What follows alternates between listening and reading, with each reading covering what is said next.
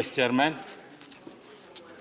the fourth union budget presented by the Finance Minister, Srimati Nirmala Sitharaman, on 1st February 2022 was like a booster dose for the economy in the endemic, post-endemic era, wherein the government has chosen to lead the path by heavily increasing the capital expenditure to create a cycle of high growth, employment generation, spur in the consumption, which in turn is likely to bring buoyancy in revenues rather than going for the fiscal squeeze, which is required to take India to the next level. Sir, I want to make one thing very clear. Some of our opposition members accused the Prime Minister has not taken keen on the poor and others. There is no development like that. I want to say, sir, the budget seeks to lay the foundation for achieving the vision of the Prime Minister of India, Narendra Modi ji. For example, if you take agriculture, agriculture is giving more importance during Modi's period. He allocated a lot of money, and also the agriculture workers, the rural area, is getting a lot of incentives, and they have given the money for them, putting in their accounts to give purchasing power and the employment opportunity. And also, you know very well, when we are facing this pandemic situation, how our Prime Minister acted to see that to boost get the more vaccinations for that, for encourage our Indian manufacturers to that, laboratories. He visited physically. Taking the risk of his life, he visited most of the labs and to see whether it's going on or for the country. That way, he is such kind of a man. He has taken so much stress for the poor people and for development of this country, and also the vaccines which produced also exported to other countries also. That way he is concerned for other states, other countries also. That way he showed his human kindness. We have to appreciate that, sir. Regarding the last time also in the question number you have seen, in the employment, our Honorable Minister is Labor and Employment Minister is there. I raised a question. At that time he answered, how these recent years, the employment ratio increased year by year. That showed that employment opportunity, how is our Prime Minister giving to the youth, is especially for education, health, and other sectors is showing. Especially, sir, if you take schemes-wise, if you take also drinking water scheme, yes, allotted a lot of for that. Then also for housing scheme, Prime Minister allotted a lot of fund for that. For roads, historical allocation given for the road development. And also education also same way. Defense, he is more concerned about the security of this country.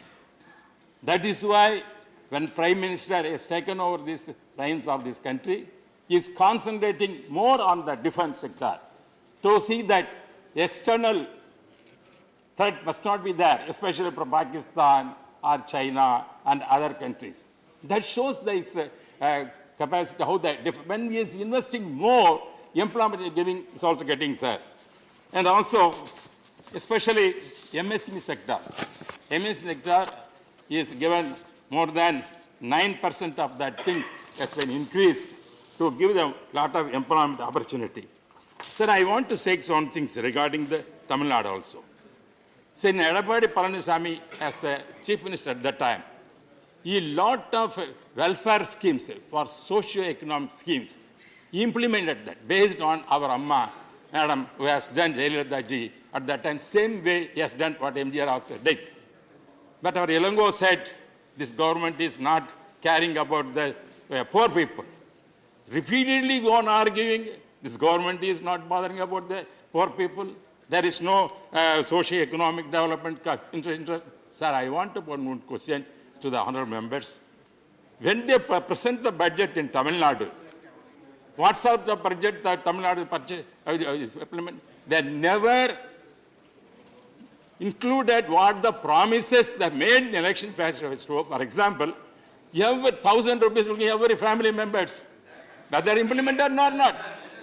No, I'm telling, because when you are, sir, and also, for example, 2,500 rupees, our Edappadi Palaniaswamy is given the every household car holders in the pending situation. Not only pending, Pongal gift also is given.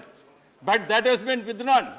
Sir, Mangal Sutra is a big, good scheme for poor people giving gold to the Tali Tangam.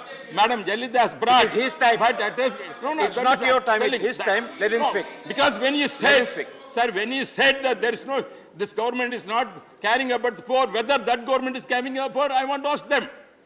Thaliki Tangam, there is a good scheme for the educated people, poor people. Madam is into the scheme. That scheme implemented very well by Edappadi Palaniaswamy. But now this government has stopped. Then how can, if they come and discuss and criticize this government, when Modi is giving a lot of welfare programs, so many, Madam Sitaram from Tamil Nadu, she has coming giving a good budget. When everybody is appreciating, why has to go on telling there is socio-economic neglected, this same word that DMK has gone telling. Which they neglected this kind of programs. That is why what we are seeing that, sir. This is another thing, sir, regarding education. Sir, our country needs 5 sectors we have to consolidate. One is agriculture. Second is education. Third is health. Fourth is defense and other industrial activities. I appreciate that, sir. But what I'm suggesting, sir, education side, health side, we require giving a lot of importance, which our government is ready to, is coming forward. But I request Financial Minister, one problem is facing self-financing institution, trust, what our trust recently said, our Andhra friend has said just now, Reddy has said, Trust Act, when the Congress was in power, they brought an act making all 85% of the trust money be spent same here. They cannot save it. Otherwise, income tax won't accept. But now, sir, pandemic situation has come. Most 2/3 of the institutions in India run by the trusts. When trust is not having money, they are not saving. How they give the salary to the people? Therefore, that class is affecting. That is trust. Therefore, if a government somebody says, don't pay the tax, the country means, can the government be able to run the government? Therefore, same way, if your trust cannot have the money, the parents, how they give the salary to the workers or teachers, or so many institutions are suffering that. Therefore, I am requesting the Honorable Finance Minister look into this. How the Trust Act is not a correct one. It's going to affect the so many employed people, many teachers and other workers. The country, they're suffering a lot because of that. Government is not in a position to finance for the institutions. Government is, the bank is not going to give loan that. How they going to run that? Therefore, that's the lacuna which created by the Congress government, that has to be rectified this present government, seeing this situation, sir. This I am requesting. Same way, income tax. Income tax department, madam has given certain concession last time. Appreciate that. At the same time, previous government, nothing done. I know that. But now, once again requesting Honorable Finance Minister to see sympathetic with the salary class people.